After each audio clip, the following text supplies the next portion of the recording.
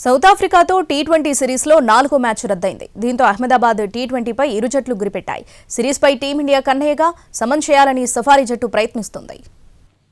Bharat versus south Africa 4వ T20 రద్దయింది.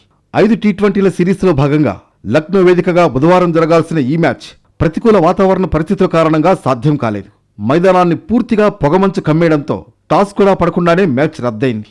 పొగమంచు ఆటగాళ్ల విజిబిలిటీకి అడ్డంగా మారడంతో పలుమార్లు మైదానాన్ని పరిశీలించిన అంపైర్లు మ్యాచ్ను రద్దు చేస్తున్నట్లు ప్రకటించారు. లక్నో గాలి నాణ్యత సూచిక అతి ప్రమాదకర స్థాయిలో 391గా రికార్డయింది. ఈ 5 టీ20ల సిరీస్లో భారత్ 2-1తో ఆధిక్యంలో ఉంది.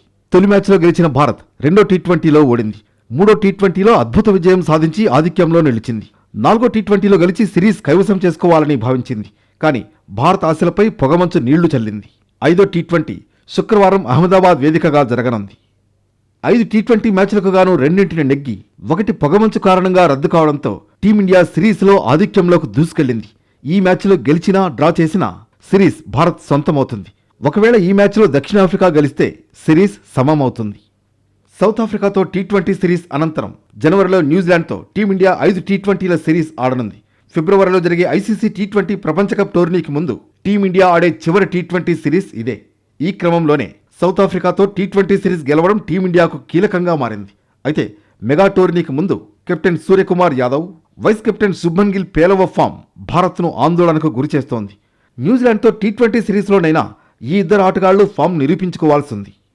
కాలిగాయంతో సౌత్ ఆఫ్రికాతో చివరి 2 టీ20లకు శుభ్మన్ గిల్ దూరమయ్యాడు. 4వ టీ20కి ముందు ప్రాక్టీస్ చేస్తుండగా శుభ్మన్ గిల్ బొటనవేలికి గాయమైందని బీసీసీఐ తెలిపింది.